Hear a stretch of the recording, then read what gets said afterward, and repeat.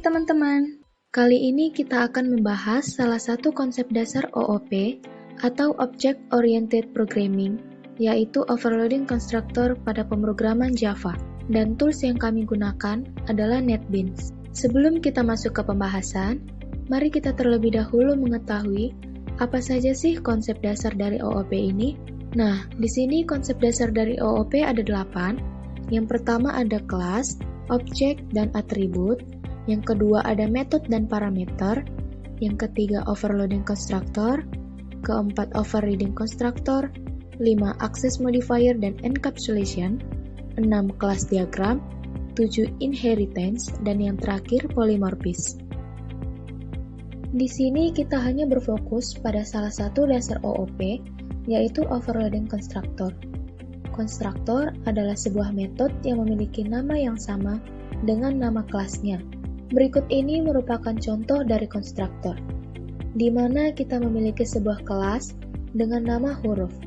Kemudian di dalam kelas tersebut, terdapat sebuah metode dengan nama yang sama dengan nama kelasnya, yaitu huruf. Selanjutnya, overloading.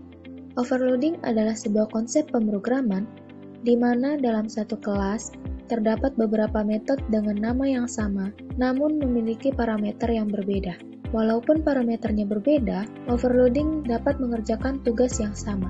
Ini merupakan contoh dari overloading, di mana kita memiliki sebuah kelas dengan nama hitung, dan di dalam kelas tersebut terdapat dua buah metode dengan nama yang sama, tetapi memiliki parameter yang berbeda, yaitu pada metode yang pertama dengan nama jumlah memiliki dua parameter, yaitu integer A dan integer B. Kemudian, pada metode yang kedua dengan nama yang sama, yaitu jumlah, memiliki tiga parameter, yaitu integer A, integer B, dan integer C. Jadi, overloading constructor adalah ketika dalam sebuah kelas terdapat lebih dari satu konstruktor, tetapi tiap konstruktor memiliki parameter yang berbeda. Tujuannya adalah agar memudahkan kita dalam penggunaan atau pemanggilan sebuah metode dengan fungsionalitas yang mirip. Nah, ini adalah contoh dari overloading constructor. Contohnya hampir sama dengan overloading yang telah kita jelaskan sebelumnya. Namun, yang berbeda adalah di dalam tiap metode memiliki konstruktornya masing-masing.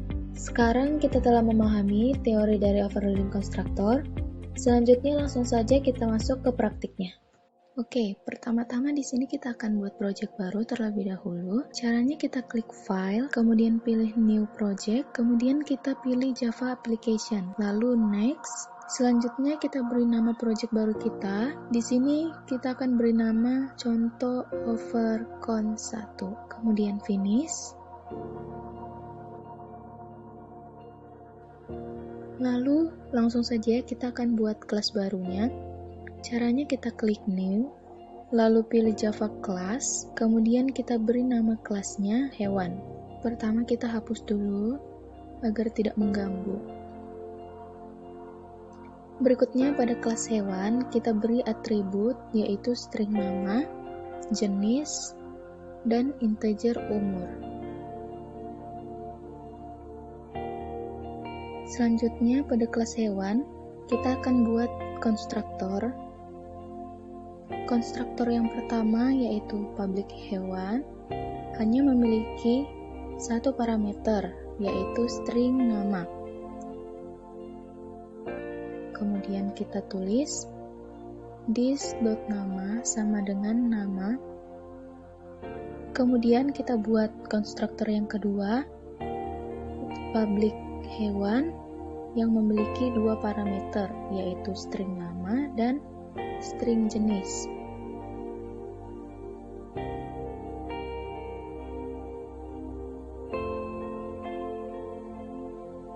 Lalu kita ketik lagi this.nama sama dengan nama dan this.jenis sama dengan jenis. Selanjutnya kita akan membuat konstruktor yang ketiga atau yang terakhir dengan tiga parameter, yaitu string nama, string jenis, dan integer umur.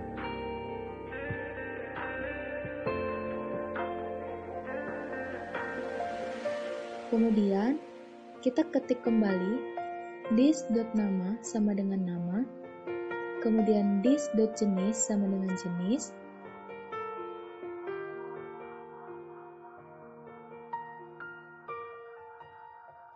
dan this.umur sama dengan umur. Setelah kita membuat ketiga konstruktor tersebut, lalu kita lihat pada konstruktor yang pertama hanya terdapat satu parameter, yaitu string nama. Maka pada string jenis dan integer umur masih kosong. Jadi, kita isi dengan menuliskan jenis sama dengan masih kosong, lalu umur sama dengan 0. Kemudian pada konstruktor yang kedua, terdapat dua parameter, yaitu string nama dan string jenis. Maka pada integer umur ternyata masih kosong. Jadi kita isi dengan menuliskan umur sama dengan 0. Selanjutnya pada konstruktor yang ketiga, ternyata tidak ada parameter yang kosong.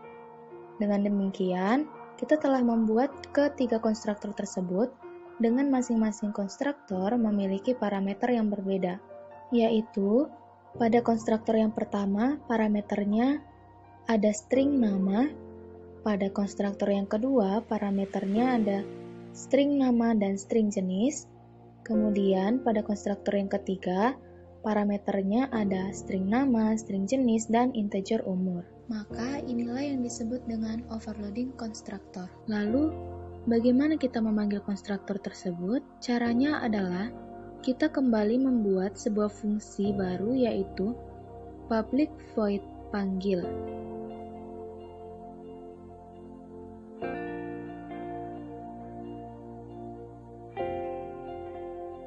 Kemudian kita isi identitas hewan.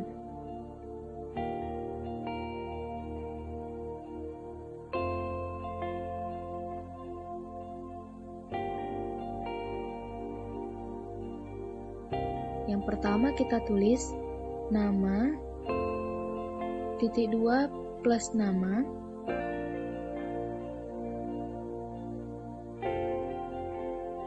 yang kedua jenis, titik 2 plus jenis,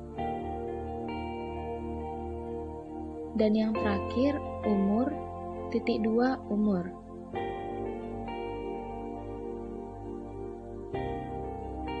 Oke, di sini kita telah membuat fungsi untuk memanggilnya. Selanjutnya kita akan membuat objek pada main class-nya. Di sini main class-nya dengan nama contoh over const1. Sekarang kita pindah ke main class-nya. Sebelum itu kita hapus dulu. Nah, di sini pada public static void main kita akan membuat objeknya. Pertama, kita panggil nama kelasnya, yaitu hewan, lalu kita buat nama objeknya hewan1 sama dengan new hewan. Nah, di sini kita isi parameternya pada konstruktor yang pertama.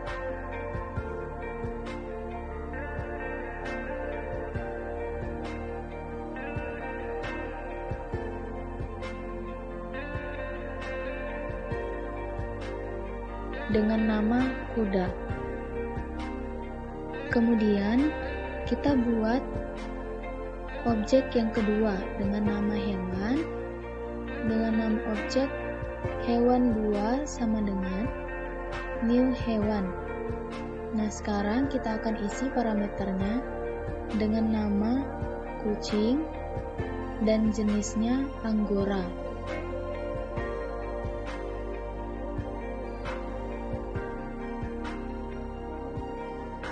Dan yang terakhir kita buat objek dengan nama hewan3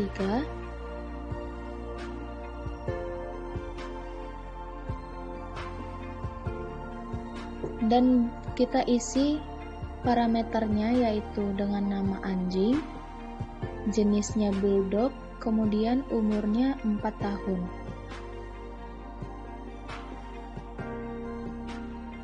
Setelah itu, untuk menampilkan identitas hewan yang telah kita isi, kita tinggal memanggil fungsi panggil yang telah kita buat pada kelas hewan. Caranya, kita tinggal menuliskan nama objeknya, yaitu yang pertama, hewan1.panggil, kemudian yang kedua, hewan2.panggil, Dan yang terakhir, hewan 3 dot panggil. Kemudian kita run.